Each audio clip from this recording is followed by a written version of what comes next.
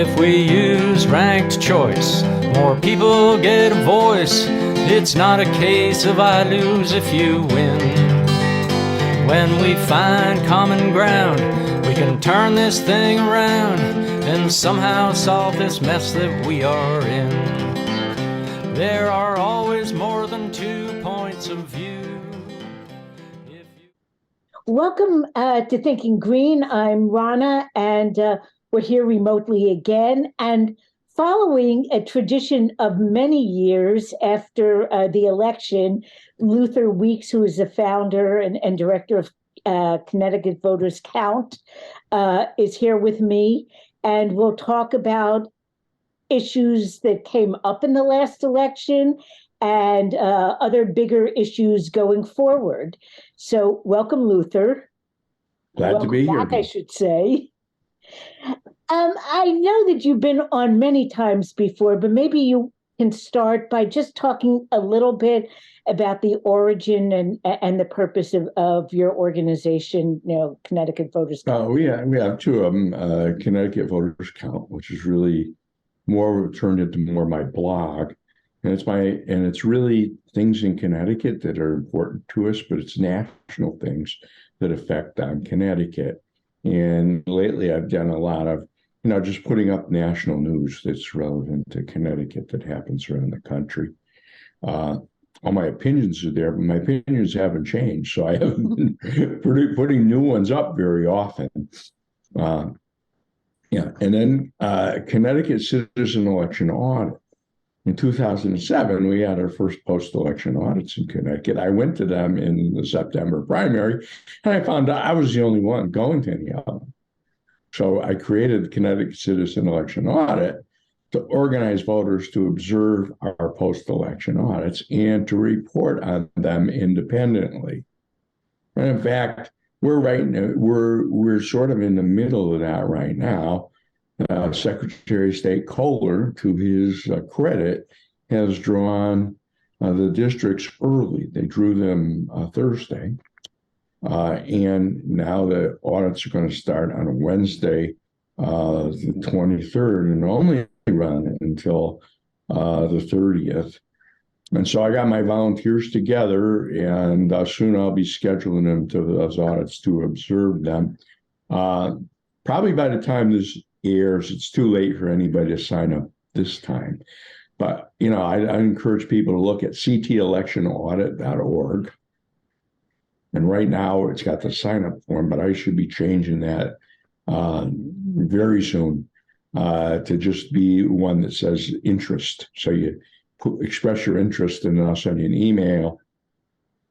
Let's see, it's next September when we have our primaries next year. Okay. So that's Connecticut Citizen Election Audit. I'm convinced we wouldn't have any audits if we hadn't done this. And volunteers like you, thank you, Anna, are the only reason we still have the audits as well. And they're probably the biggest organization in the country really we cover 70-80% of the audits with our observers. Otherwise, nobody would know what goes on in there except a few election officials who have slightly different interests than we do. It's funny that you mentioned that because, I get notices when the tabulators in our town are being tested. And yeah. I'm usually the only one who shows up to watch that. And what I tell the registrars is that I think they deserve not to just toil in obscurity, because what they do is really important, but largely invisible to the public. Right. And that's, one of the contentions about voting integrity, complaints around the country, is people really don't know what's done. And I recommend that people become election officials. Volunteers, I shouldn't ever use that word, because these people are paid and they're sworn, but they aren't paid very much. So they feel it's more like a stipend than a paycheck. But you can be trained. The state will train you to be an election moderator for free. And they have to, if you ask your registrar for that. And you can learn about our elections by being an official in a polling place. You won't learn everything, but it's a start. And all these people complaining about what we do and don't do, they don't have any experience with it. They don't know what really goes on there, including most of our candidates for Secretary of State and most of our legislators who are really barred from the polling place when they're running and from being around the election when they're running. But they have the other years that they could do stuff. They could still get the training. Now, you mentioned that this started in 2007 and kind of a light bulb went off. Did you start doing were the audit started and the observation started when we got the new tabulators? Yes, early in 2007, the law was passed to do audits.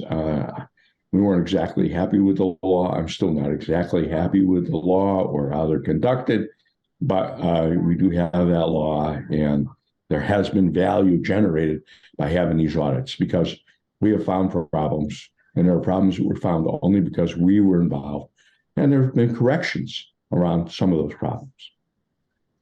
Now, we just had an election a few weeks ago, and were there any issues so far before the audit has happened that popped up as being potentially problematic in our last election? The only thing that I've seen that's been problematic is an interview with the chair of the GAE, the Elections Committee, said something that she was concerned because how long it took to get results.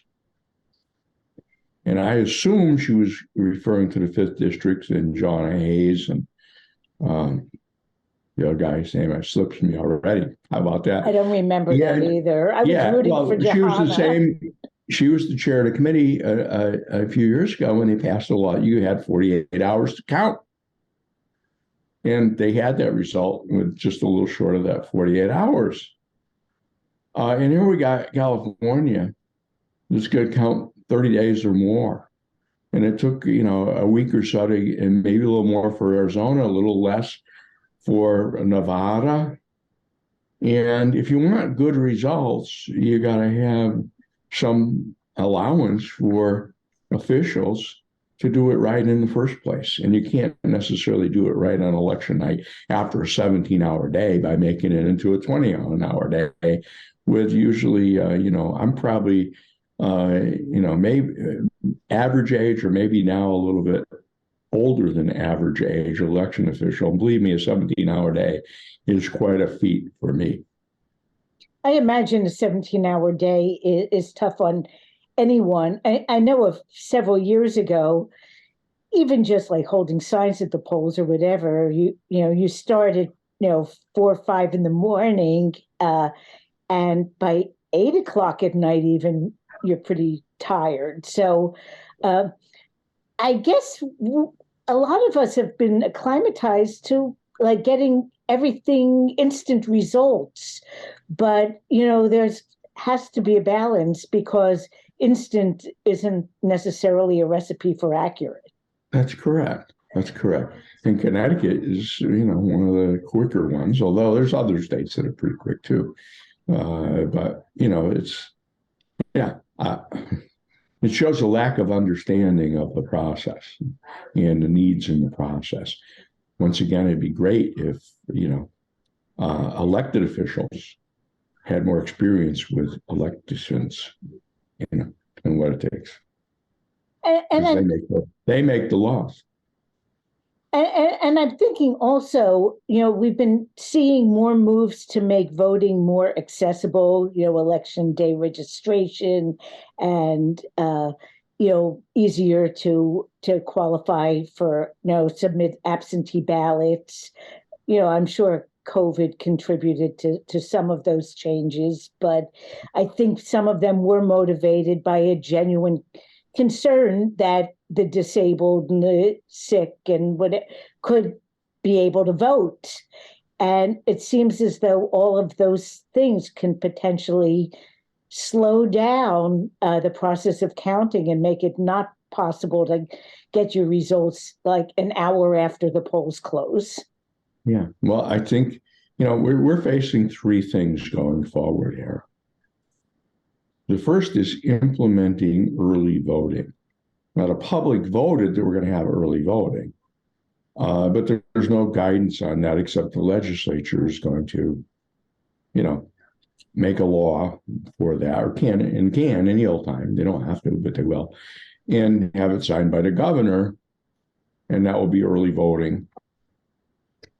Second of all, it is finally time, and a very ideal time, for us to begin the process to select and implement new, more modern voting machines. And it should be a very thoughtful 2 or 3 year process. It was 3 years the last time, because presumably we'll do paper ballots again. We might be able to do it, a little bit more efficiently because there's not so much change for the public, and a little and moderate amount of change for election officials. But just the same, it needs a very methodical, thought out, fair process to decide on the vendor with no outside undue influences like what's happened in other states. But the third thing there is that we've lost a lot of experienced election officials, registrars mainly, because various pressures on them, and also that what they're paid has no relationship to what they do. In many towns, not all towns, not everything I'm saying applies to everybody. I'm thinking the small towns are probably hardest hit. Right. And, the town council makes the budget for the registrars, and they don't necessarily have any idea what it takes to what they're facing, and especially what they're facing today with huge numbers of ridiculous FOI requests and things like that. And to some degree, some harassment, not so much as we see nationally, but to some degree.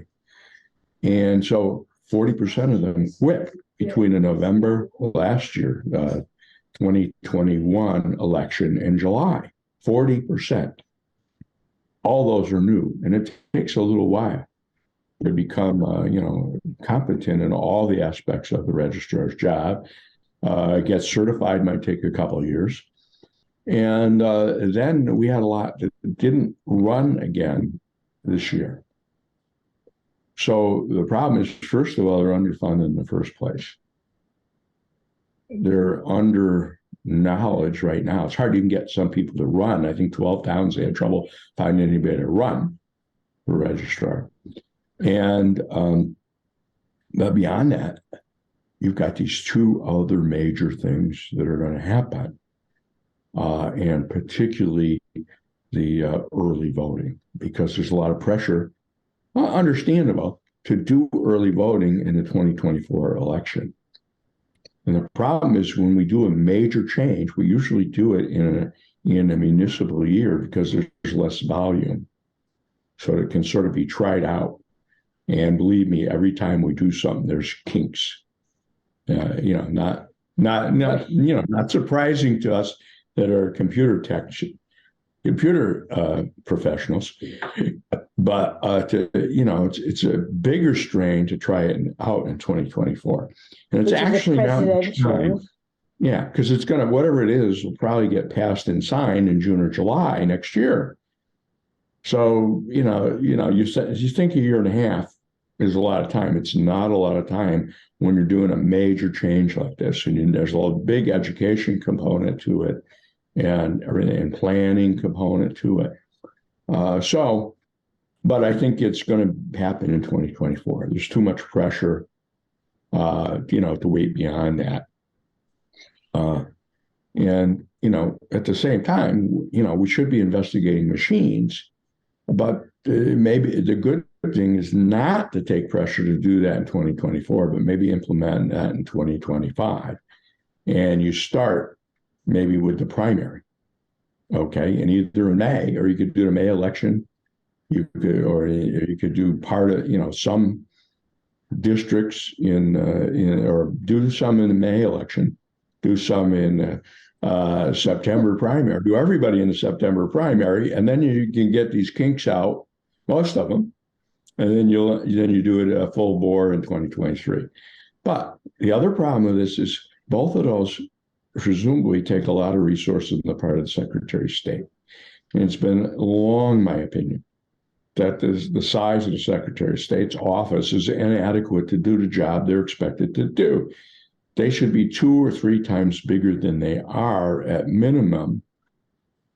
They probably should have a couple of people working there that have done early voting in other states.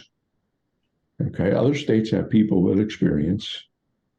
They have a more robust staffing than Connecticut has in the first place. And they regularly move around. So, maybe we need a couple people like that. Not that we're going to listen to them on everything, but listen to them on how the details can get implemented and that kind of thing. But, we need more people. They don't have enough people to, in my opinion, to handle this stuff. In my experience, not a one of them has ever gone to a local audit counting session, and they're the ones training people on how to do the audits. Wow. They've been to the electronic audits, very seldom, very few of them, but they have. And I really think that they all should, and this is one of the things I told Mark Kohler, the new Secretary of State, when I first met with him, that he should, have them go to, have each one of them go to 1 or 2 audits. But I mean, I don't think I'm skeptical that'll happen. We'll see. But I mean, it's with their job load, it's hard even to say take a couple of days to do this. I was going to say days off. It's not days off. It's days doing something and not go out there. Go out there as we do to observe, and then come back and decide how they got to change what they do to support and to supervise the registrars doing these audits. As in the town registrar offices, there's also been quite a bit of turnover over the last year or two in the Secretary of State's office. They have a beautiful new building, but, from the point of view of the people that I've dealt with in the Secretary of State's office, which is more about nominations, some long-time employees left.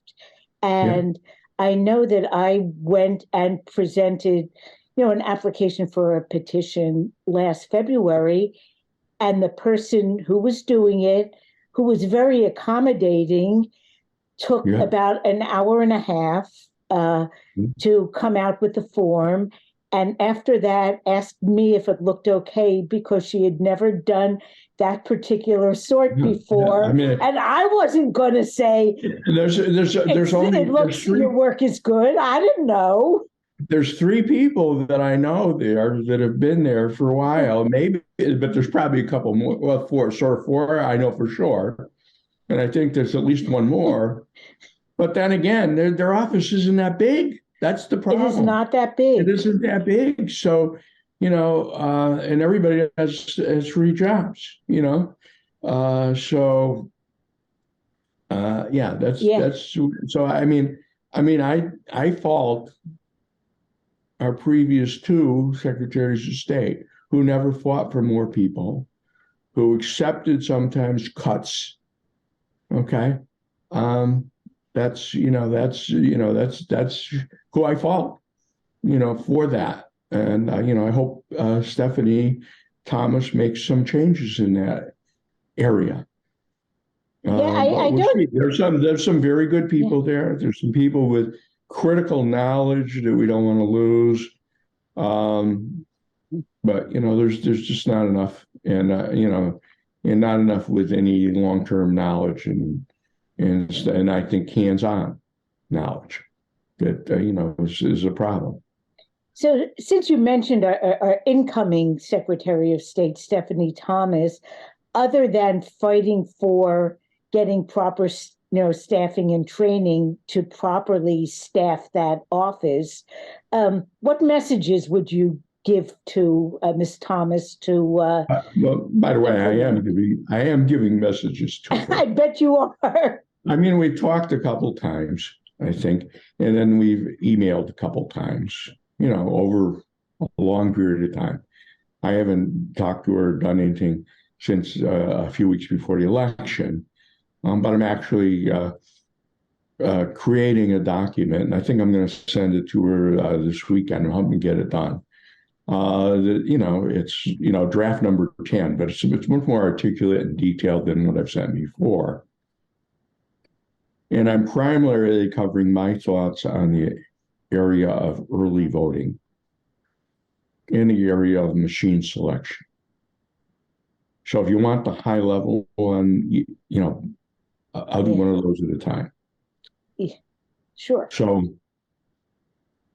to go to the big picture too, most people think we're trying to become like California and Oregon. So California and Oregon have many days of early voting, 10 or 20, I'm not guarantee you. And they may change, and I think they vary by county in California. And they both have no excuse absentee balloting or mail-in, and they both send blank ballots to every voter. So you don't have to apply for one. You just fill it out and send it in, take it in on election day and either vote it there or just give them an envelope, whatever. So one of my messages would be, we can't become California and Oregon, even just in regard to early voting in, 1 year. They spent 20, 30 years getting to where they are and getting the procedures right, adding things and things like that. So I think we should start with a small number of days of early voting. Now, Secretary-elect Thomas had said 3 to 5 days. And I'm very supportive of that. That doesn't mean we couldn't go to 10 days, in 2026 or 2028 or something like that. But let's start with a small number of days. I'm arguing that we should actually do only 6 hours a day. Now we can choose, when and, what we want to do. But if I'm a moderator, if you made me the moderator for my town and we had one location, I could actually see doing 6 hours a day for 3 or 4 days. And my staff too, most of the same staff.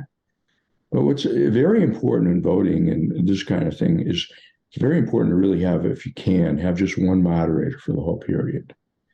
You might want to have a moderator or assistant moderator, if one of them gets sick or, maybe they don't both have to be there all the time. But if you could point that and they work together, and then they come in on election night, and that's when they have to finish the counting. So that's kind of what I'm going to recommend. Now, that doesn't mean that's what the state's going to go for. I think she said something on where we live. She'd like to see a couple of days of 14 hours or whatever like we do today. Well, let me tell you, that's tough and tough to do in more than one day. So I would recommend caution to begin with. I'm suggesting something that would be easy on me as a moderator, but that makes it easier on the towns too. And the registrars have to work on this, whether they take over the polling place and become the moderators, or they're back in the office checking registrations for you. They're involved for this whole time too, when they're already doing a whole lot of work in that period right before election day. So that's kind of what I'm recommending for a start. Who knows what's going to come? Even what Stephanie Thomas wants may not be where we end up. But it makes sense, and we got all these registrars across the state, pushing for legitimate reasons. I think we also ought to pay them for that. It's probably $2,000 a day per early voting place. Most towns only need one. Hartford, Bridgeport, Stamford, Waterbury, maybe New Haven. They probably need several. Okay. And there's some other details. Maybe it's not worth getting into. Technically, I'd support on this. But two things I really support, and is you got to have better security for voted ballots and voting machines during this early voting period. So I open machine up the first day, close it, but then I get it. It's locked up with two padlocks, one Republican, one Democrat. Better still, a third one, or in a space controlled by the town clerk who can watch you go in and get it and take it out. And you leave the ballots there sealed in a bag every day. You don't keep adding to that bag. You do a different bag for each day. And that's how you can tell how much the vote is each day. Okay. And there's other ways, but I think you can do this with one machine and a backup. And I think that's the way you want to do it. You don't want to buy a bunch of machines, even though they're $40 a piece. You got to maintain them and test them and all that. So that's my summary on early voting, what we should do by 2026. And by the way, this takes a lot of work. Those registrars have to find a place. My town, obviously, we would use town hall, I believe. But, we got 2 spaces in there that are very appropriate for this. But I know at least one of them is rented all the time. There's different classes in there. There's different, yoga and, whatever else. The other one, I'm not so sure. But you got to really lock that up for this whole, from the first day of early voting to the last. It's got to be, and if you take the machines and the ballots away and the poll books away, you don't really have to lock it up. But you got to keep it set up that way. You can't, take it down if we got a day off. You can't take it down for a day and put it back up. That makes no sense. So that might be tough for some towns. But, like towns are going to have multiple places where in the heck are they going to have them? Because right now we use a lot of schools, but we can't shut school down for 3 days because of early voting twice a year, maybe 3 times a year, depending on what's going on in the particular. So, it's just, a town hall or some similar place in a town. And I'm not sure there's 5 of those available or 4 or 3 in New Haven to do this. But anyway, and it's a huge staffing issue. If I've got a town with only 1 polling place on election day, if I have 3 days of early voting, that triples my staffing, essentially. Yeah. Okay. And, in my town with 6 polling places, we don't know how many people are going to show up when. So you can't think of it as some little small operation. It's probably bigger than an average polling place. Okay. Which brings me, maybe I should mention this other thing. I've seen people say, early voting will mean the end of lines at voting places in Connecticut. There's only 2 reasons that I know of for lines in Connecticut. There's very few, very seldom. One is election day registration, and that's not going to change. This doesn't change election day registration. Right. And second of all, somebody screwed up. The polling books didn't get there in time. They don't have the right, but they don't have the right ballots, or somebody screwed up.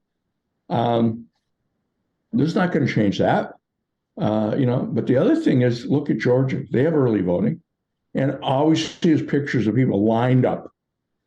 Now, that's usually the first day of early voting. I don't know what happens to the rest of early voting down in Georgia, but easily everybody could show up at the same time. Whether it's we open at 9 o'clock on a weekend and everybody shows up, or we open one day at 6 a.m. and everybody shows up at that time. There's no control over that.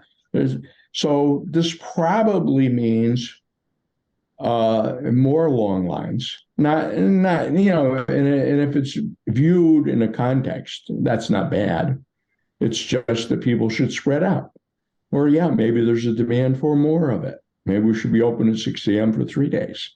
Maybe we should be open at 8 p.m. for 3 days. Maybe we should be open on the weekends more than a Saturday and a Sunday. But I will say 2 other things. Now, I just keep going on here and think. But, one thing Stephanie pointed out to me is I guess Massachusetts passed this recently, and they allowed small towns to only have 1 day of early voting. And let's say we have 3 or 4 in the other towns. Well, why should a voter in New Canaan that's trying to catch a train have less opportunity than a voter in Stamford that tries to catch a train? Why should a person in Bridgeport have more opportunity than somebody out in Hampton, Connecticut, for example, that have the same challenges, in maybe having to work when their employer tells them they got to work, kind of thing. So I don't know about that. I'm not That particularly. seems very strange to me. Yeah. Well, yeah. yeah, in California, they have different rules like that per, county, because it's county, to some degree. Just like the federal government has laws that we got to follow, but we have a lot of flexibility in elections. Well, you can have it that the state imposes something, but they leave flexibility to towns and, counties. I'm not necessarily in favor of that. And I look at something called the S1, or For the People Act, down in Washington. I was very involved in improving that. Not enough, in my opinion, but that gives you an idea of what at least Democrats kind of expect in a direction in some. And, that bill expects 15 days of early voting. I think that's way overkill. That's one of the things I would change. But it says you got to have the same hours every day. Okay, in a minimum number of hours. So it says you can't open at 6 a.m. one day and then stay open to 8 p.m. the next day unless you do both days, and including on weekends. We don't need to be open at 6 a.m. on a Saturday and Sunday. The other thing I'd say is it's good to have it open on Saturday and Sunday, and it's not good to have it open on only one of those, because even though, 50-something% of our voters in Connecticut are members of religions that have Sunday as their big holiday, another 6 or 8% have Saturday as their religious holiday and weekly. And, it's absolutely unfair to just pick Saturday or just pick Sunday. Both or none, and I would think for convenience, both was the answer between those. We need to provide that opportunity on weekends to people. And, maybe that takes the stress off at the 6 a.m. to 8 p.m. thing during the week. Maybe. Too. Yeah. So anyway, that's what I'm looking at. I'm going to have a couple proposals, one for 4 days, I think, and one for 3 days. What do you see as the interplay between allowing early voting and also implementing like no excuse absentee balloting? Yeah, I really wish they were on the same ballot. That we're going to approve no excuse absentee voting in 2024, probably.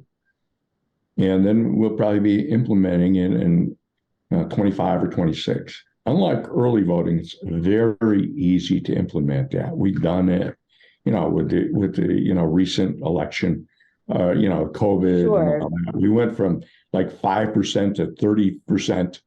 There were a couple glitches, challenges, but they weren't big. We managed to handle that. You just need a few more people. You need a little more logistics to do that. So we've done great on that. Now, we could flip the switch tomorrow and do it next August. It's too bad we're waiting. We can't. And it's good we got this practice and improving that. Yeah. So here's the thing. Okay. In Oregon and California, basically the same thing. They have, one county I'm familiar with has 11 days, and I think that's about the same in Oregon. Well, after these 20 years and all this, and mailing ballots to every voter, 70% of their voters vote by absentee. 20% vote on election day. That leaves 10% voting in these 11 days or whatever of early voting. The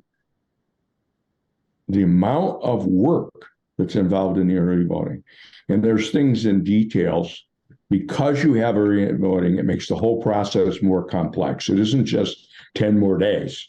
It's making the whole thing more complex. Those 10% can vote by mail or come in on election day, or both. and come in election day and override what they did on mail. There's just, it just seems in practice that early voting is a lot of work and money for very little potential increased turnout and stuff like that. That's what I would say. And you have to do something for people with disabilities, which you pointed out. So you got to have the ability of, let's say, them going to town hall and use a machine that's made for them ahead of time. Some states are starting to create vans where they go out to serve people with disabilities because it's a lot better for them, and in the long run, not more expensive than doing some crazy internet-based solution, which many people with disabilities can't really use. So, that's where we should be going in the long run. I know I have in-laws in Oregon, and they're older, like me, and they love the mail-in voting. They mail in their ballot. There's a place online that they can check to see, to confirm whether it was received and checked off the list. Yeah. And I think they also, as part of it, and I've heard this from a friend in Washington State as well, that when they get the ballots, they get like a candidate guide or an issue guide that gives them a lot of information about many states on the ballot. Do that. Yeah, I think that's a very important thing. There's studies that say that why younger voters don't vote is because they don't know anything about the candidates and they don't have access to that information. I mean, in my town, we have a local newspaper weekly that takes any letter to the editor, by the way, as long as you sign it. And, you're not really, really bad. And some of them are pretty bad. But only half the people in town get that newspaper. And probably the younger people in town are not the ones that get it all the time. Right. I've canvassed stuff, and the people that read the paper know what's going on. And the people that don't read the paper, you have to inform them what's going on. But that's where, I think that that's a great thing. And they do it in some places. I mean, and you do it in a fair way. You get so many words. Each candidate, so many words, and including go to my website. Right. But at least they get, and the voters get that, and the voters can read that and get an idea of, if they want to find more, then they can go on those websites and find more. But at least they got a basic idea. And, I moved to a town when I was out of the Army. I was 23, 4. I had no idea. And probably even if I had that information, I would say, I don't understand these issues. All these guys sound the same to me. But then again, if I had it for senators and U.S. reps and stuff like that, then that would motivate me for that kind of election, probably to go and vote, because I would see a difference there more than just what's my party, which I wasn't, I knew what my party was, but I wasn't completely sure back then, and so. Now, you mentioned also one of the other big things we'll be facing is replacement of the current machines. Yeah. And if I recall back, 15 years ago when we were going through this, or 15 to 20 years ago, at one time, the state had been thinking about going the touchscreen route, and there was a coalition of people who said, no, we need to keep a paper trail. So what do you see as the criteria we have to really look for with our new updated system? Yeah. So most criteria is standard for any kind of, evaluation procurement. But one with this, it should be a paper. Should be exactly what we have, the same system we have now. Since then, way back then, they had DREs, which were machines you voted on, but it gave you no record of your ballot. You had no idea of if the machine recorded what you wrote. Then they came up with a scheme called a ballot marking device, which is a fair amount of some areas of the country use, and everybody thought this was great. Unfortunately, we discovered since then that it's not great. And those are machines which print a ballot Okay, and it might be more like a receipt when you go to CVS. And there can be a lot of things wrong with the receipt by itself. And then those receipts are scanned and kept and used for recanvasses and audits. But the problem is voters don't really check them. And there have been studies over and over and over that only a very few voters check them. And if they don't match what the voter voted for or thinks they voted for, they can vote again. But it's very hard to convince an official that the machine screwed up. It isn't the voter pushed the wrong button or doesn't recall. In fact, if I was an official, I would agree with the machine more. I would agree with somebody like that. Yeah. So that's the problem. So those are very bad. By the way, they cost a lot more than paper, what we have, because you need many, many more machines, and you need to update them and test them before each election. So it's many, many more. You have to plug them in. You have to, whatever. And they're part of the reasons for the long lines in Georgia, because we just set up more booths, okay? Or we say, I'll go use a table if you want. And the scanners keep up with the voters. But these DREs, it takes a while to vote on a DRE, maybe quite a bit longer than on a paper ballot. Wow. Even if you don't verify it at the end. Voters like them. Officials like them because then they go home and, everything's okay because the machine said it's okay. But it costs more money to do the audits and recants if what you're printing is something that looks like a grocery receipt, much harder to handle than a paper ballot. So I don't see anything that anybody's saying we should do anything but the same kind of system that we have now. So let's hope that's okay. And I think that we ought to evaluate not just that, but we got to evaluate, at least 3 or 4 systems all together. So we should evaluate the voting machine itself, the scanner, if you will. Then we should go to e-poll books, especially because we're doing e-poll. If we do e-poll books, it makes a lot of things possible with early voting that are otherwise not. My plan for early voting now is one polling place on election day goes to one early voting place. Okay, you can't say Bridgeport has 5 of them and you can go to anyone you want. No, it's got these districts go to this one, these districts go to that one. You could theoretically take 3 small towns and put them into one polling place because it's one district to one early voting. Okay, you have 3 districts, but each one goes to one early voting location. You could do something like that. I think that's going to be very hard because towns don't like to cooperate. Everybody would want the polling place in their town. Of course, they'd want officials from the other towns. But anyway, so you evaluate that so it works well with that.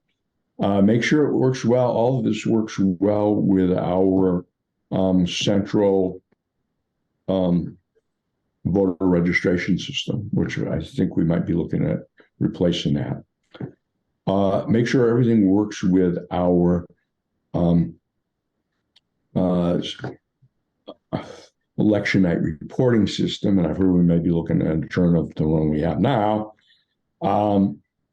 And also, all of this works well with together and with a system for those with disabilities. So it makes sense to look at all these. I'm not necessarily saying you have to buy them all at once or say, well, this doesn't matter. All these e-poll books are fine and they work with all of our candidates. We'll buy this machine and then we'll pick one of the e-poll books. And, the 3 systems we're looking at for central voter registration all work with all this. So, but anyway, they need to be looked at together. And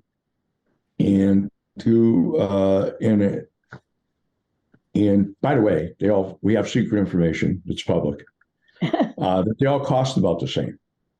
Oh. So if you're buying scanners, I think it was $4,700. If you don't get them for $4,700 a piece, you're being screwed. Okay. I mean, you might get a deal below that, but it's unlikely. Compared to touch screen technology, that sounds like it's probably very cheap. It's no. It's No? like, it's probably, I don't know what it is, $3,000 or $4,000 per machine. Yeah, Well, we need is a voting booth. Okay. So yeah, it's not, yeah, and you need a scanner too for the BMD. So you're doing yeah, both. We got to buy them both. So we got to buy the same cost scanner. yeah. Some of these scanners, scanners work both ways sometimes, True. mainly with their own vendors, ballot marking devices, of course. And Secretary Weissowitz, and I say this was her second finest hour. And I don't know if she was the mastermind behind it or someone else, but they had like a long evaluation process. They started with UConn evaluating all the machines. They picked, I think it was 3 machines, and they gave a public demonstration of them 4 or 5 places around the state. Wow. And they had the UConn School of Social Work or public policy evaluate the public input, had public questionnaires, had focus groups of voters, focus groups of election officials, focus groups of people with disabilities, and at my request, had focus group of technologists. So then Secretary Weissowitz picked one of the machines after that. She made one big mistake, which turned out to be good in the end. The machine wasn't certified, even though the company swear over and over the machine was certified. And it was not that great a system. I wouldn't have picked that one out of the street.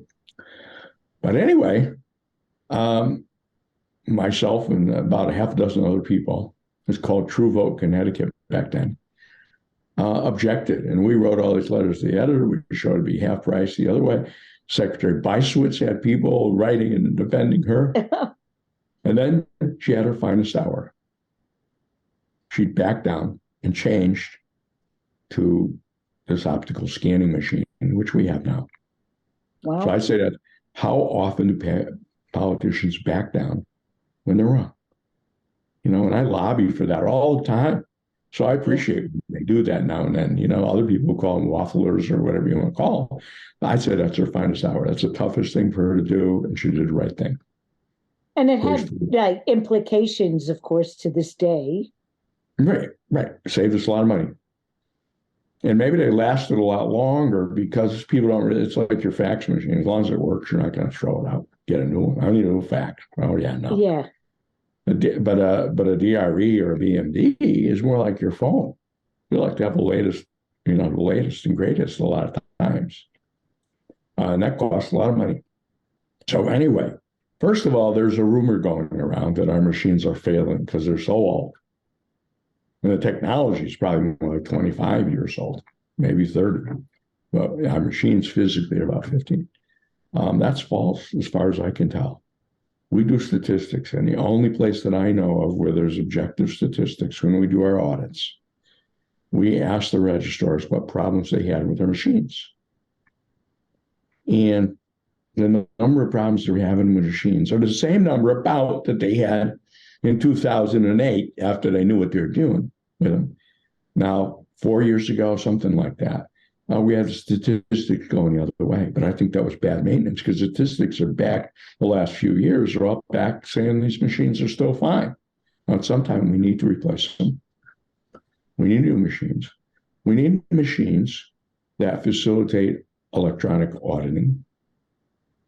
We need machines that would work with ranked choice voting if we should decide to do that. Our machines are not suited to ranked choice voting.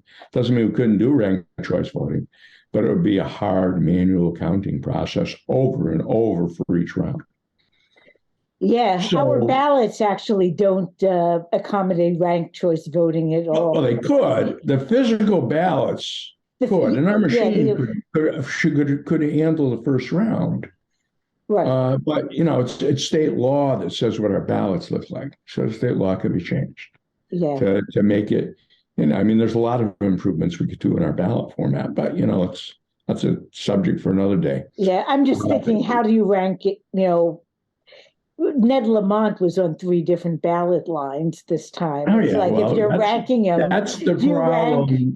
uh, Ned Yeah, Lamont first is working families, and then there's something yeah, else. and I'm not sure how you do that with ranked choice voting, or whether you should. Let's put it that way. Yeah, Yeah, yeah, that's all. I think it's a little harder to do it yeah. that way, because maybe in ranked choice voting you don't want that to appear 3 times on the.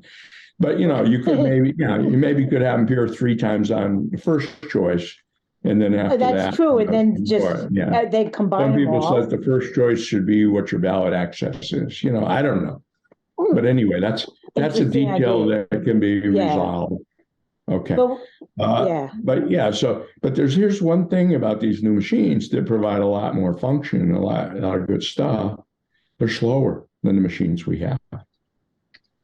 And we have a lot of reasonably large polling places. And, polling place that I manage on a presidential has about 3,500 voters. We have no problem accommodating those voters with one of those scanners. Now we have a backup, which occasionally we've used. Okay, but that's different. I don't think these new machines would handle, especially in Greenwich, 3,500 voters. And why do I say Greenwich? Well, they have a very, very big ballot, RTM, and all that kind of stuff. Oh, And the speed of these machines are dependent on the number of sides of your ballot that you're voting on, the length of the ballot, but also the number of bubbles in the ballot that you could have filled in, because every one of those has to be evaluated. And what these machines do is scan the ballot, and then they use software to analyze what was scanned, and then create what's called a cast vote record, which has a record of the votes. It's more complicated than it sounds originally, but it basically has a record of the votes associated with each ballot. And that's what you need to be able to do ranked choice voting efficiently. You've got to get all those centralized, those cast vote records. And so you can go through them round by round. Anyway, there's more complexity than what I just said. But that says take your time and pick out the right machines, and also be careful to test them and figure out how many machines you need to buy. And in what cases you'd want to buy high-speed scanners for central count absentee ballots. That's probably less than most people think. Okay, that's my opinion. And you see these pictures of Philadelphia and other places where they're putting huge stacks of absentee ballots on scanners.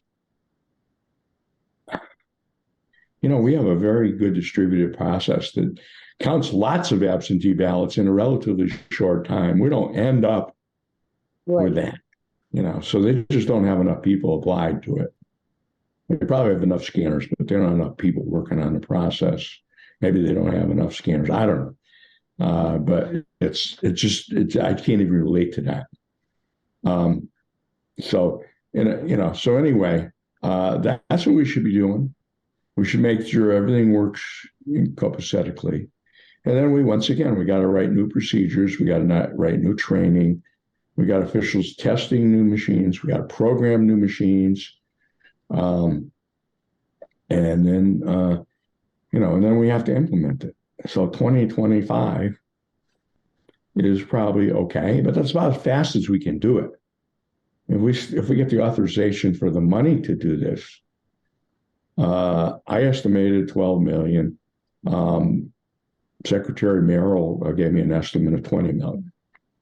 And maybe looking at different things, one of us might be right. But that, I think it really needs to be authorized by the legislature to spend enough money. And once again, you got this education process, this writing procedures process, which is not as big a deal because we've already got the other machines. It's not a one-to-one replacement. There's other issues that have to be evaluated. We know what's wrong with potential issues with some of these machines because a lot of states have used them and evaluated them and found these issues. So I had, the other thing is, why is this an ideal time?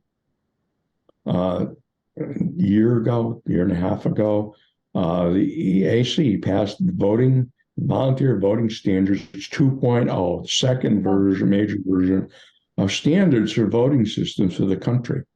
Right now, you can only buy machines that are certified to a 2002 standard. Oops. And we've learned a little since then, bad and good. The new standards aren't perfect, but they're a lot better. And part of the law was they have to have a testing organizations that can test and certify the machines to the new standard. And they also said that you can't buy anything, or everything from the old standard is decertified as to a year after testing. The first testing organization is certified, do certification. Guess what? That happened last week. So it means a year from now, the only thing you're going to be able to buy realistically is new machines that meet the new standard. And I predict a year from now, we're going to have all three vendors with those. They've been working on it. There's only three vendors, unfortunately. But they've all been working on it. And so probably 6 months from now, they'll have the machines. And I'll have them out there, and other states will be evaluating them, and we can evaluate it, Yukon, et cetera. And we don't want to be first. Why should we be first? But they're going to be available, and we'll see what they are clearly a year from now. Well, yeah, it does seem like this is the perfect time. The last thing I wanted to ask you, though, was you mentioned before that a lot of registrars, there's been tremendous turnover. Some towns haven't gotten, I think Deep River only had write-in candidates for registrar. And so it seems as though for our election integrity in the future, we're going to have to do something about our current registrar voter system. Yeah, the short run is we got to fund them. We need the funding should come from the state. Now, we can say you want to have 10 polling places when, the average town your size has 6. Maybe you should be funding those polling places anyway. But we should be funding a basic amount of money for registrars, the amount of overhead they have to learn what they need to do. There's a lot of overhead in that job in terms of what you need to know and be able to do, whether you have 10 voters in your town or you have 20,000. So there should be a certain coverage that has to cover that basic amount. There should be a minimum pay. There maybe should be some minimum requirements of how many hours they have relative to the number of voters. Although you take a town like Hartford and Bridgeport, they have a huge voter registration job. They have so many volatile people moving around. They got to do lots more voter registration than some other towns. So that's they may have on paper very few people voting relative to the number of people they have in town, but that's not the only thing they got to do. They got to purge the voter list, try and figure out who's left town, look who's registered in other states. That's a huge job. Even in smaller cities. Although the big cities tend to have, well-compensated registrars and plenty of money to allocated. They don't have plenty of money in those towns, but they got plenty of money allocated to that, I think. And middle-sized towns do a good job of that too. But it's the smaller towns that the real issue arrives. And the problem is you got town councils who, have a variety of views on finance and budgets, but they haven't got that much money to go around. And why are we spending this money on elections by some other officials that, aren't even part of the town council? We have no control over, except underfunding them because all they do is scream, we want more money. Well, for legitimate reasons. Yeah, they need more money. I would like to see, I think, in the long run, this regionalization. and And probably professionalization. I was going to say professionalization Yeah, probably because, not elected registrars, probably, but you need groups. I don't know how many regions, 25, 20, 15, but you need to have 5 or 6 people per region, I think, to have full-time jobs. And then somebody can be responsible for staffing the polling place. Somebody can be responsible for being an expert on the voting machines. Somebody be responsible, for doing the voter registration. And somebody responsible for public education, for example. And you can learn one of those things at a time, and you can move up, go from the low level to a higher level. Some other region's going to recruit you because you're ready to be a chief honcho in that region. And then what do you know? One of these people might even be qualified to run for Secretary of State sometime because they actually know the job, or at least they'd be qualified to work for the Secretary of State. So there's no system perfect. Appointed, elected, 2 elected, 1 elected, appointed. There's no perfect system. But, that's what we did with probate. And, they are elected in probate. You could elect the registrar, but I'm skeptical on that. Works for a region, so anyway, you could elect registrars and have them only job is to decide where the polling places are going to be in town, or maybe help recruit people to work in those polling places. Everything else goes to the region. If you want, so that it becomes more of a symbolic job, maybe more of an unpaid job, just like a commissioner or something like that. I don't know. You might want to pay them a little bit in a large town or whatever, but maybe much less of a. Yeah, that's what I might do. And they're sort of the overseers of the region. So if the registrars see things going on, they can yell and scream. And let the town clerks do all the registration, do all the absentees like they do today. You could even go back and have them count all the absentees. I don't know. It's whatever.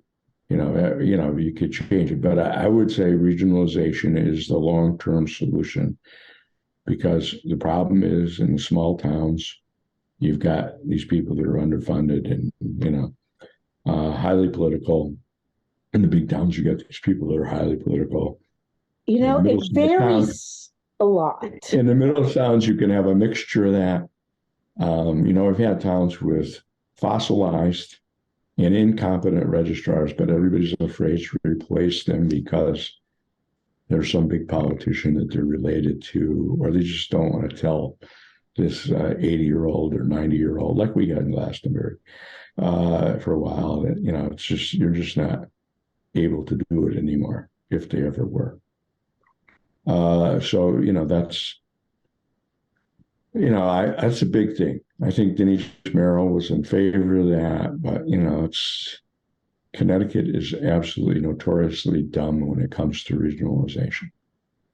Oh, gosh, yeah. I try to explain to people, friends and relatives in other states, about how we have 169 towns and every town does things its own way. And I don't think there's another state in the country that's quite like this. No, I don't know. New Hampshire, Massachusetts, maybe to some degree. I don't know. But, also we have like emergency services. We have, I don't know, some terrible number. I think it's 500, maybe more, of, numbers that you call for 911 or fire or ambulance or whatever, and try and get those consolidated. And some of these, very little town may have 3 services like that. Try and staff that and train that and professionalize that. And, they tried to take a little stab at this in the Planning and Development Committee a few years ago, and my senator was in charge of it. And I think my daughter, who was in a call center for emergencies, this is international health emergencies, and she's in Philadelphia serving South America. Well, they also have a place in Spain. So guess what happens when something happens in Philadelphia and their communication doesn't work? Spain takes over, and vice versa. You know, her same office serves, a lot of the military in the U.S. And they also have a London office. So if they can't service the military for whatever reason, London can take over. But they got training, they got supervision, they got mentorship, they got all of this. Well, maybe Connecticut should have 3 emergency response call centers. Yeah. That are, maybe one, down south somewhere, whether it's near where you are but a little inland, let's put it that way. Yeah. But maybe you got 2, one in the east and one in the west, and We're not that big. Yeah. But so they're separated so that they all have their own power, but the communication's a little harder to guarantee you're going to have complete communications with the whole state, but you can do a lot to, make these places solid. They can have all the numbers. They know who to call to get to your local ambulance. And if they can't get to them, they have other ways to send an ambulance from someplace else if they have to. But there's alternative. They can call the police and if they can get to them, and then get the police to call the ambulance what's going on if they have to. But that makes sense. Absolutely makes sense. You can, and you can move staffers around. If one of these breaks down, you can try and send the other staffers to the other place, which has some more equipment in case, just for these kind of things. I mean, but then again, you don't need that kind of service when there's a snowstorm or there's a hurricane. Yeah, right. You just need it on the nice sunny days when they're all open and no problems. Well, yeah. Now, would that take another constitutional amendment, or could the legislature change the organization, or could the I don't think for emergency services, I don't know. I doubt it would take a constitutional amendment. I don't know. For regionalization of elections, absolutely. So just like probate for the same reasons. I just am not in favor of the electing the people in charge, because I just don't think that would work.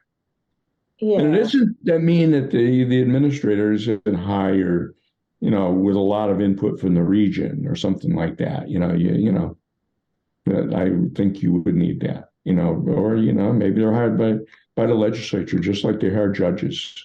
Not a perfect system, but it works a lot better than electing judges, in my opinion. Yeah, I don't think expertise is or electing prosecutors. I mean, I suppose most states can't relate to a lot of what we do, but I can't relate to those 2 things either. Yeah. Well, thank you, Luther. It was fun as usual. I am going to, before I stop recording, just put up this screen for a little with your website URL so people can check out more. But until next year's elections, thank you so much. I'm going to share. Please do the Connecticut Citizen Election Audit website. Oh, you got both of them. I have them both on here, just so people can see, even if it's too late to sign up next week. We might get this posted by tonight, so maybe there could be tonight, a couple they would have, last minute. Tonight they would have 2 more. I mean, really, they can sign up through the weekend. The last training is on Tuesday. Our counting starts on Wednesday. But if they signed up anytime through Monday, then we can accommodate them. That would be great. Well, thanks again, Luther, and we'll talk to you again next year. Okay. If we use ranked choice, more people get a voice. It's not a case of I lose if you win. When we find common ground, we can turn this thing around and somehow solve this mess that we are in. There are always more than 2 points of view. If you listen, you'll find out that it's true.